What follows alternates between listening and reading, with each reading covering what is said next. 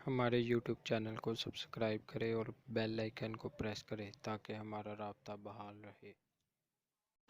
کہ خطبہ نکاح خطبہ کہلاتا ہے۔ خطبہ کس لیے ہوتا ہے؟ تعلیم اور تربیت کے لیے۔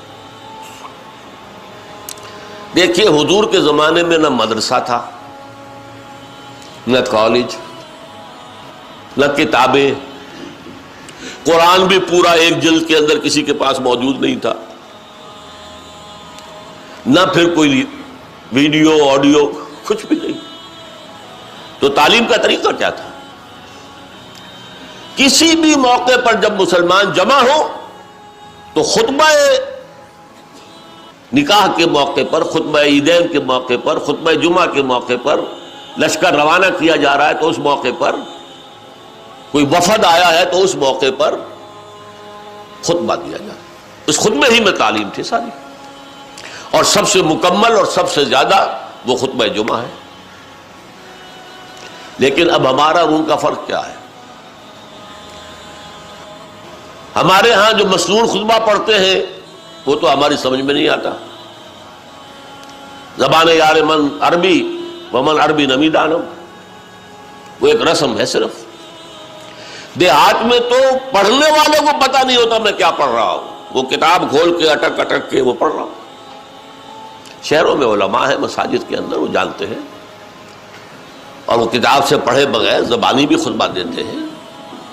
لیکن دیہات کی اکثریت تو ہماری دیہات میں، وہاں کیا ہوتا؟ تو خطبے کے لیے جو کہ معاملہ ہے، وہاں تو خطبہ جو بھی دیا وہ از دل خیزت بر دل ریزت، اس کے کسی ترجمے کی ضرورت نہیں، اس کے کسی وضاحت کی ضرورت نہیں۔ اور ایک اور بات آپ کو میں تاریخی حیثیت سے بتاؤں، جو حضرات پیچھے کھڑے ہیں، یہاں آگے چادریں بچھا دی گئی ہیں، یہاں آ جائیں، کھڑے رہنے کی ضرورت نہیں ہے۔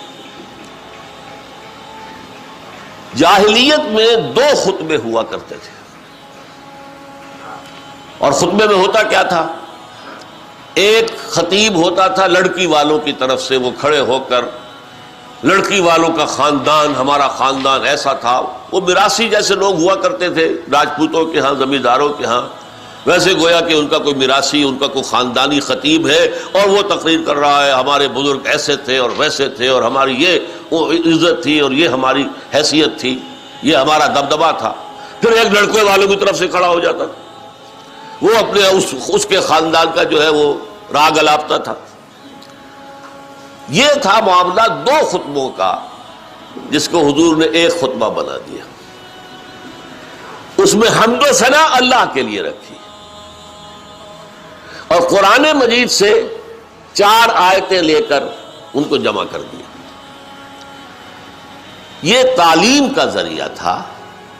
آج ہمارے ہاں کونے میں بیٹھ کر نکاح خواہ ایسے سناتا جیسے کہ صرف دولہا کو کچھ سنایا جا رہا ہو، بس۔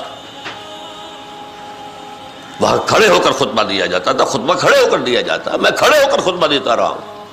اب تو اپنی قبر کی تکلیف کی وجہ سے معذور ہوں، لہذا بیٹھ کر خطبہ دیتا ہوں۔ کھڑے ہو کر خطبہ دیا، اور کم سے کم یہ ہے کہ اس کا ترجمہ، اس کی کچھ وضاحت وہاں بیان کی جائے۔ جیسے آپ خطبہ جمعہ میں کیا کرتے ہیں کہ آپ نے عربی خطبہ بھی پڑھا ہے، لیکن اس سے پہلے کوئی وعظ، کوئی نصیحت، کوئی تلقین، کوئی تعلیم، اگرچہ اکثر و بیشتر یہ ہوتا نہیں، اکثر و بیشتر یا تو اختلافی مسائل پر دھواں دار تقریریں ہوں گی، یا سیاسی مسائل کے اوپر دھواں دار تقریریں ہوں گی، ہوتا تو یہ ہے۔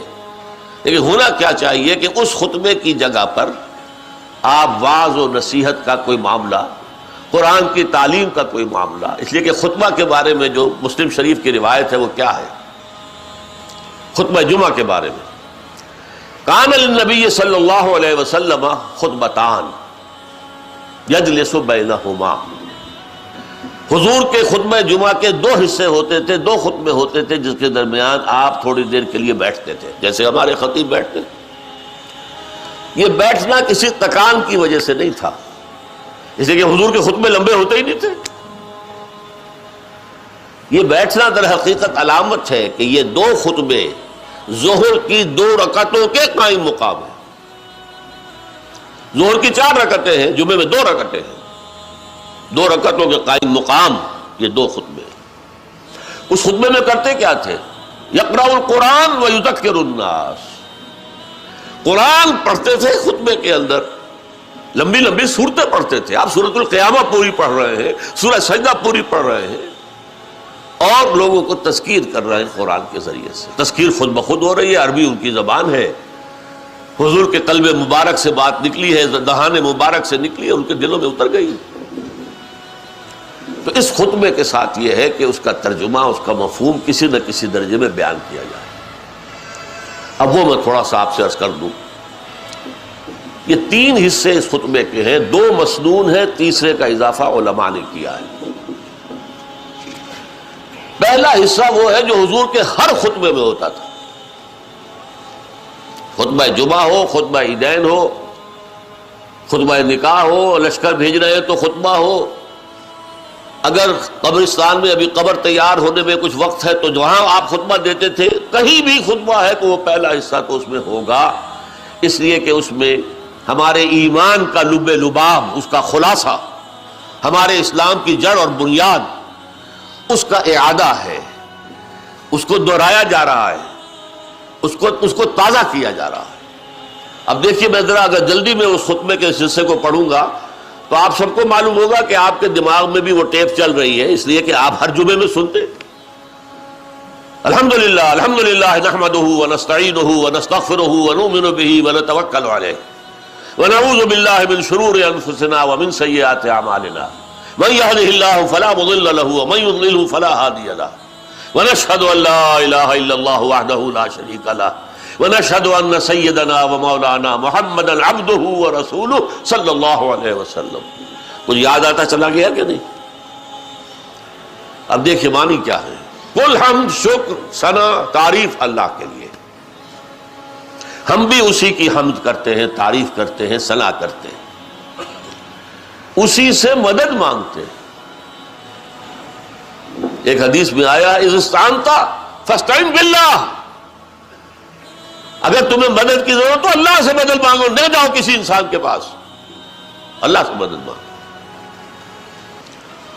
الحمدللہ نحمدہ ونستعینہ ونستغفرہ، اسی سے ہم اپنے گناہوں کی معافی چاہتے ہیں. ونؤمن بہ، اسی پر ہمارا یقین. ونتوکل علیہ، اسی پر ہمارا توکل ہے، دار و مدار ہے، انحصار ہے. ونعوذ باللہ من شرور انفسنا، اور ہم اللہ کی پناہ طلب کرتے ہیں اپنے نفسوں کی شرارتوں سے. یہ نفس جس کے بارے میں قرآن میں کہا گیا ان النفس لامارۃ بالسوء، اس کی شرارتوں سے اللہ کی پناہ طلب کرتے ہیں. ومن سیئات اعمالنا، اپنے برے کرتوتوں کے عذاب سے بھی اللہ کی پناہ چاہتے ہیں. من یہدہ اللہ فلا مضل لہ، جس کو اللہ نے ہدایت دے دی اس کو کوئی گمراہ نہیں کر سکتا. اللہم ربنا اجعلنا منہم، اللہم ربنا اجعلنا منہم، اللہ ہم سب کو ان میں شامل کر. ومن یضلل ہو، اور جس کی گمراہی پر اللہ کی مہر لگ گئی، فلا ہادی لہ، اب اسے کوئی ہدایت نہیں دے سکتا.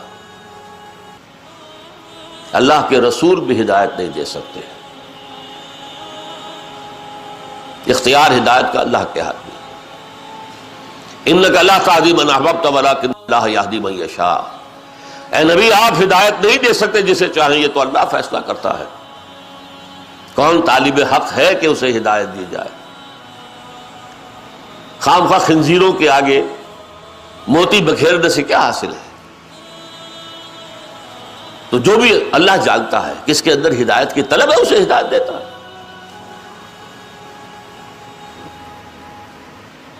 وَمَن يُضْلِلْهُ فَلَا هَادِيَ لَهُ، جس کو اللہ گمراہ کر دے اس کو کوئی ہدایت دینے والا نہیں. اللہم ربنا لا تجعلنا معهم، اے اللہ ہم میں سے کسی کو ان میں شامل نہ کر دی. یہ ایمان کا لب لباب ہے، خلاصہ ہے. اگر سمجھے لوگ تو ایمان تازہ ہو گیا، ایمان کی تجدید ہو گئی. اس کے بعد اسلام کی جڑ اور بنیاد، نشہد ان لا الہ الا اللہ وحدہ لا شریک لہ، ہم سب گواہ ہیں اس پر کہ اللہ کے سوا کوئی معبود نہیں، وہ اکیلا ہے، اس کا کوئی شریک نہیں. اور ہم سب گواہ ہیں اس پر، وَنَشْهَدُ أَنَّ مُحَمَّدًا عَبْدُهُ وَرَسُولُهُ، ہم گواہ ہیں اس پر کہ محمد اس کے بندے اور رسول ہیں صلی اللہ علیہ وسلم۔ اس کو میں نے کیا کہا، یہ اسلام کی جڑ اور بنیاد ہے۔ ایمان وہ تھا، وہ کیفیات اندرونی، قلبی، نفسیاتی، توکل، یقین، استعانت اللہ سے، اور یہ اسلام کی جڑ اور بنیاد ہے کہ کوئی ہندو ہو، کوئی سکھ ہو، کوئی کافر ہو، کوئی عیسائی ہو، کوئی یہودی ہو، ابھی کلمہ پڑھے اشہد ان لا الہ الا اللہ واشہد ان محمد رسول اللہ، وہ اسلام میں آ گئے۔